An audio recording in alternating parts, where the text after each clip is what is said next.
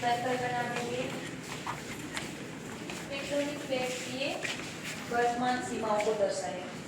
ये मूवमेंट कर दी गई, इसकी वजह से ही भूकंप और ज्वालामुखी और सुनामी जैसी कुदरती आपदाएं आ रही। ये एक दूसरे के सामने कभी टकरा जा रही है तो कभी एक दूसरे से टूट चली जा रही है और इन्हीं मूवमेंट की वजह से कुदरती आपदाएं आती है। भूकंप कैसे आते हैं वो हर मॉडल में देखें। यहाँ पर भी सर्कल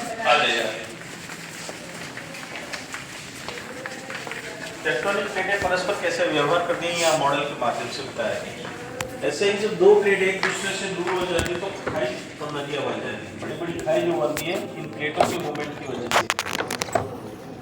ऐसे ही जब दो प्लेट एक दूसरे से जब टकराती है तो पहाड़ का निर्माण होता है, जैसे हिमालय का निर्माण हुआ, यही मूवमेंट के कारण।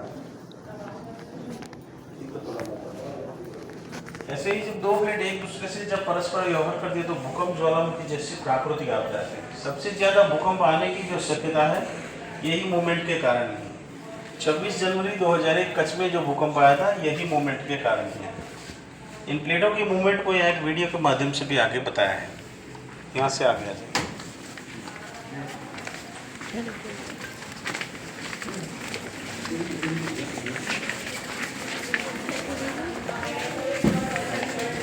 आगे नीचे जगह है।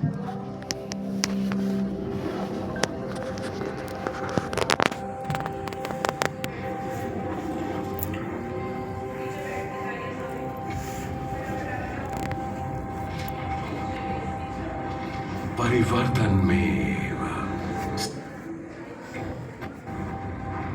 परिवर्तन शाश्वत है।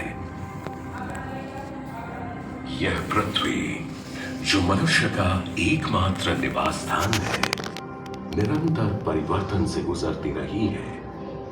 यह हरी भरी धरती लगातार हुए बदलावों का ही नतीजा है।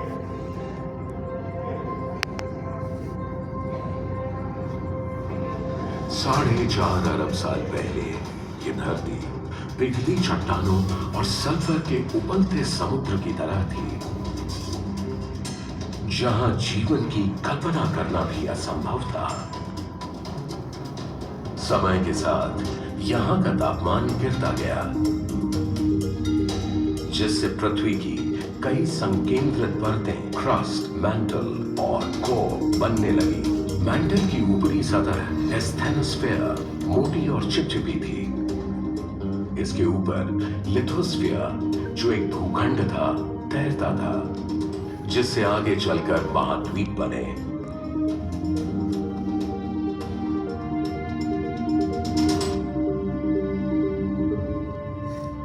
लिथोस्फीयर की टेक्टोनिक प्लेटें लगातार हिलती डुलती रहती हैं, कभी आपस में टकराती हैं तो कभी दूर हो जाती हैं।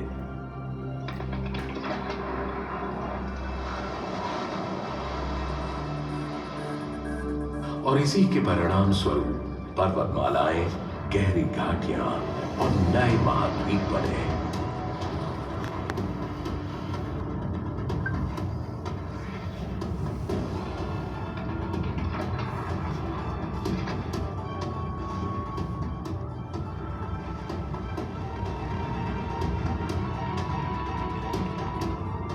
समय के साथ ग्लेशियरों के बीच होने वाली गतिविधियों से पृथ्वी का तापमान और जलवायु जीने लायक बन गए, जिससे यहां जीवन की शुरुआती परिस्थितियां बनने लगी।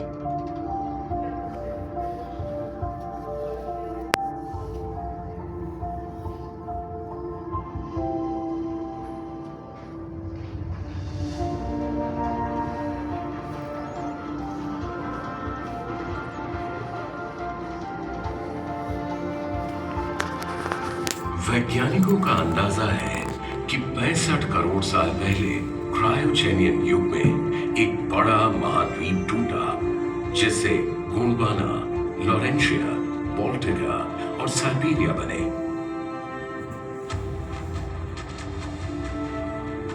कहा जाता है कि 35.5 करोड़ साल पहले कार्बोनिफेरस युग में गोंडवाना और लॉरेंशिया की प्लेटें आपस में टकराईं, जिससे पेंशिया महाद्वीप बना।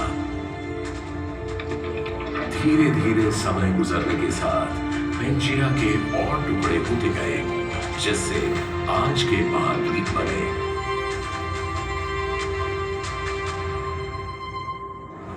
जिंदगी भी यहां आए बदलावों और उनकी चुनौतियों को स्वीकार कर उनके अनुरूप ढलती रही।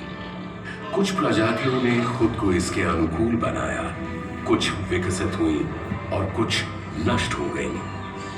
बदलावों का यह सिलसिला आज तक जारी है।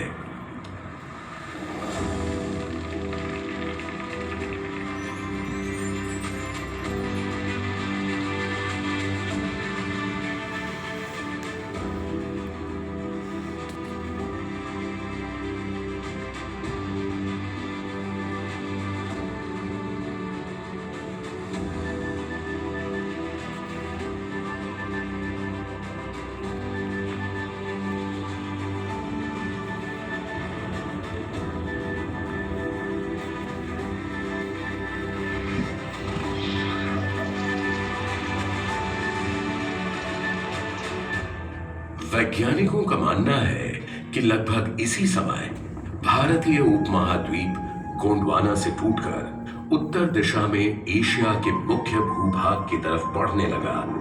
इनके टकराने से हिमालय का जन्म हुआ।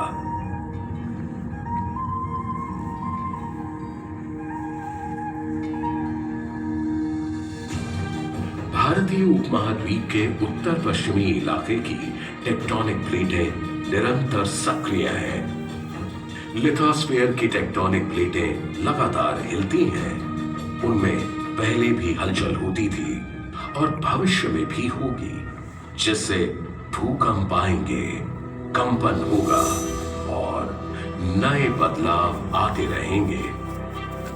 आने वाले कुछ दशकों या शताब्दियों में महाद्वीपों की स्थिति और रूप में परिवर्तन होते रहेंगे, पर इन बदलावों के आगे संसार और मानव ने कभी हार नहीं मानी, बल्कि स्वयं को नई परिस्थितियों के अनुसार ढाल लिया। लगातार होने वाले परिवर्तन और उसे अपनाने की मानवीय क्षमता की ये कहानी यूं ही चल